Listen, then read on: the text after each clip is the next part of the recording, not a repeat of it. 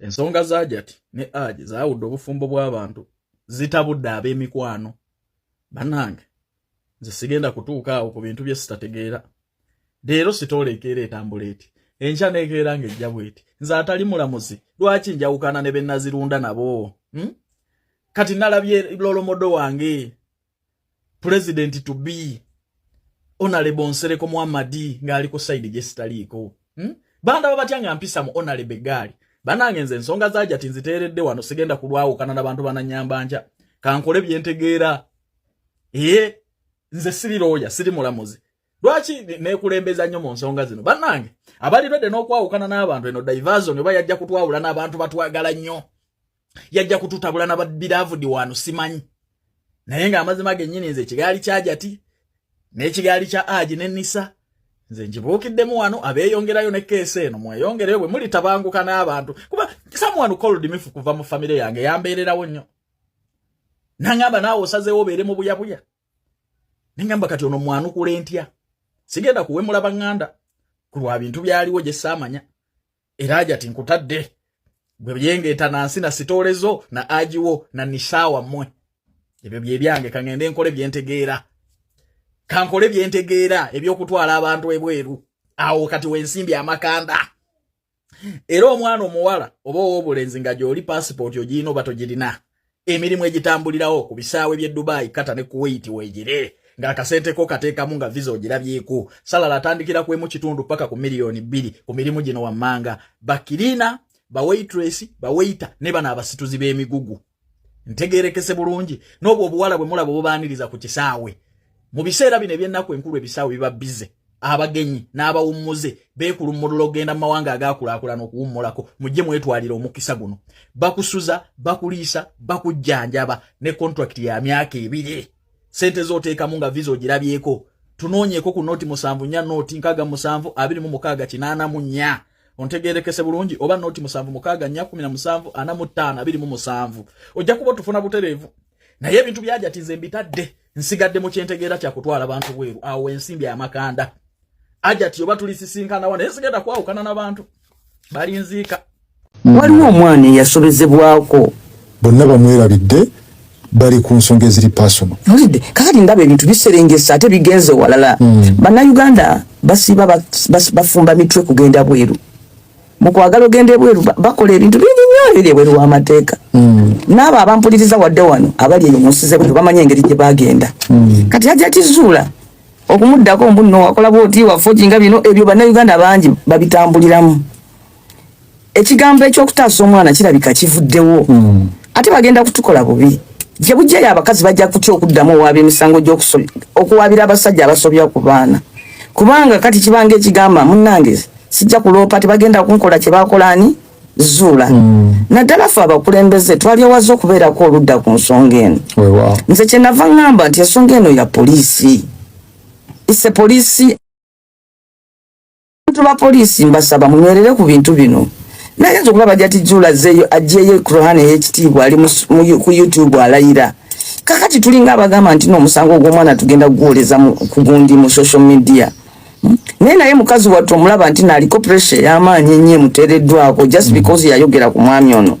Nedda bannange tubeere benkanya era tubeere beesimbu. Omusango guno tugulekere kooti, tugulekere poliisi eguvunaanyizibwe. Kati namwe abapoliisi eno ensonga mugibuulirizeeko eggwe mugijje mu ddiiro. Nze ndabyawo bagamba simanyi tugenda kwesonda sente simanyi kusabira Hajji Beiro. Kasita omuntu mumugjayo mu mbiranye ekimu ku bintu ebisobola okummisa omuntu Beiro kwe kulaga nti bw'anaagifuna ajja kujja atabangula okubuuliriza. Olidde? So ne Hajji naye ate tasaana kusibwa musajja wattu ne nga amateeka gamukkiriza okweyimirirwa naye agaanibwa okweyimirirwa olw'okuba nti n'ensonga ze zifuuse za social media. Nze ndowooza nti no buli muntu yenna omutegeevu yali badde afuba nnyo okuwozesa omusango guno okulema kubeera mu social media kuba social media terina busobozi buwuliriza nsonga zino n'essalawo bulungi. Ekyokubiri nsaba abakulembeze tusigale mu kifo kyaffe ekyobukulembeze tekijja kikyamu kibi kiswaza kinafuya omukulembeze okudda mu lujjudde oyombagane n'omu ku bo bokulembera ng'ate omwewerera n'ebigambo ebingi bwe bityo. Sagala nabyongerayo nnyo okusukkaawo mukulu Nsereko mwannyinaze akimanyi muwa amagezi nga mwanyina mukulu we myaka nini mbukulembeza buno obwensera ndi mukulu we so nze mbadde nsaba atuyambe aleme kudda mu lutalo lwa kikacho na muntu nga Hajjat Zullah yaba yewanudde nnyo alina enamba ye mu abasigala ng'omubaka wa parliament in fact ye alina kugamba police nti police kola investigations zino naye kakati ye bwagamba tugenda kunoonyerezaako tojja kunsobola nze ndi mulala muko kyandibanga alina bye yamugambye oba oli osigo byotambulidde kubanga manyi olusi tusala ogwakawala nga tetunawulira gwaki gwakalenzi ne ku bitono byempulidde kusagala nakweyongera kuwulira tekikola mubaka wa parliament ow'eddala ng'erya Hon Nsereko kudda mu lujjudde ayombe n'omuntu nga Hajjat Zullah naddala nga Hajjat Zullah ali mu kulwanyisa kikolwa kya buliisa maanyi ku baana abato. Tulina duty okuprotecting abaana abato. Let it be police after investigations etubulira oba Hajjat oba Haji bamukola ki bamuwayiriza. Nalongo kitone kasuku bwemba mulina obutakanya ne full figure ezo nsonga zammwe sawa zino tuli ku nsonga za Nisha Haji ne Hajjat mutujje kaka masankali wabula temutwetuggako nnyo kasuku wano wafosinze juni yayogera byo yagala owulira bwe yavudde wona akulabisa n'ayogera amazima n'agamba Haji talina buzibu bamulanga bwemage kyemugamba mwagala nnyo Nisha okusinga ono kitaawe ate namwe mutukyeka akatijjo buli muntu avaayo agamba omukazi awayiriza ayagala kunyaga maali ya musajja yakanyaga abasajja basatu ayagala kubba waakuna naye era mulemezaamu kyogamba kasuku singa obadde gwe mukyala wo ow'ewaka gwe wayanjula n'ewaabwe n'akyusa amanya ganda ga muntu n'assaako omusajja omulala kuba talinaako na luganda yadde wabula mbu olw'okuba ayagala kumutwala bweru waliikiriza kasuku mukwano mutugende empola muleke Haji afune obwenkanya naye musajja nga mmwe alina abaana b'abalala batali boonona maziina bannange eryo nga libajjoogo omuntu akyusa atuuke n'okukyusa ndaga muntu agisa mu manya g'omusajja omulala era asigale ng'alemeseza munne eruzira free Haji. Kakati mukwano gwanvuma njagala twawula enjawulo y'omukazi n'ekifaana n'omukazi onengedde mukomusajja onengedde numya bulumya yenze mukomutu kakati njagala ng'omuntu okusubscribing oba musajja oba oli mukazi omala kukyuka nagamba nange alina amabeere naye bw'oba ogenda bwoti aba tamanyi oba kifuufugu kyekitambula tiimu kafitino kati nkugamba ebigambo bino keetonye kagwake buli muntu mu ddiini yonna gyokkiririzaamu nze ndi musiraamu naye ne waffe gye banzaala Katonda ye yasima banzaale wano kyofula buli mwezi nina okujja nembuuza ku taata wange nenyumyako naye nemubulira agafe Kampala kamugezeeko okuteekawo obufunvufunvu mukyala ntwala omukisa okutegeeza nti kuluno nsinzidde okunoonya justice ate ngenda kugifuna oba gwani kuno nsaba tulabeyo ne kuba president advisor simanyi baani abo abagwa mu yo category abakolayo ku bintu ebiyamba ensi yaabwe so si bano ba broker buli kintu liza kyonkisobola zonja musiba mutambuza amawulire amafu kojatereza amawa musimu mutambuza amawulire amafu ati omukazi bamukwata ati omusajja namudize ebyapa mwali mbalimba omusajja ati bagenda kuwa ebyapa kuwerere mukwano we need consent atwale biki atwale ebyapa tiguno mutima gukwagala bawereza kayimba kawalukaga bakayita omwoyo gw'okulya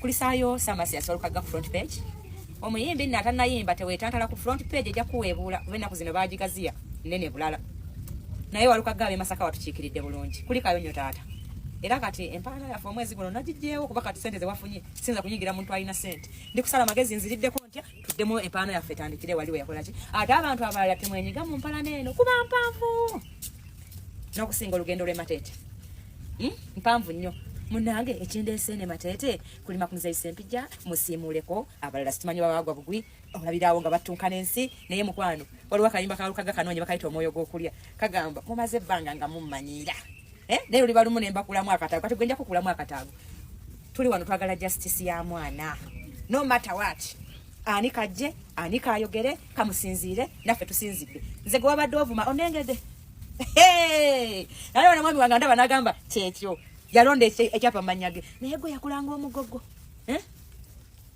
igwe baba lwaki oyingira mu ntalo z'abakazi ng'oli musajja kintu gwe tuli mu ntalo z'abaana kabasanyizibwa naawe abuzaabuza alina ebitundu ebibiri wenyize mu lutalo gwe baakukwata bibyo ale yakukwata yali mistaken oba yalina musiyazi kuba kakati gwe n'olaba kama abazadde twesanga ekitende nga 3 njagala kulaga amaanyi genyina ku media otegeere nti yenze mukomusajja international ti bano tubasobola bwino ku bwino bulimba ku bwino nsabula bulimba twesange nga 3 koja modolemu kamodolemu Timwachiro zaako nti oba nekyekire yabadde reflection nekuba eddirisa and the whole town oba kakatawuni mwena mukunganidde ku ddirisa, people are touching the window for blessings, abantu batekawo biki batekawo ngalo basabirako biki kati wabula okisanga Uganda neba ne mulina ebintu byemukola nga biwaza ensi. Wallahi biswaza ensi kubanga bambuuziza wa South Africa Maria yalabikidde nga asirina kama tusasire. The rate at which things happen in Uganda over TikTok ogenda okudda mu second nga waliyo kino ng'ensi yakulesedda yo Uganda movinga singa ebintu ebyo bimuvinga nga ebimuvinga ku TikTok singa ensi yaffe bwe movinga mu kulana, right, as in development singa tuli wala obudde abantu bwe balina bwe bateeka mu bintu byekiseera Uganda byensaga ku TikTok. Wallahi, if we can use the same energy to develop the country mama singa kubanga nze mu ddakiika emu oviridde ku TikTok ogenda okudda nga waliwo ekipya before bokyagobererayo no nga balesendanga bannange nga bakulesedda data yo tumukozesengako obulungi sineekulaakulana ku data oyo naye byonna ebibi ebyekisiru ebyonoonese byonna ebyo tubiwa obudde. Kiri Uganda mama nyabo mwana yayimba naye nga yonna gye kiggwera ffe gye tuli tusigala tugamba proudly Ugandan kubanga bambi proudly Ugandan twemerako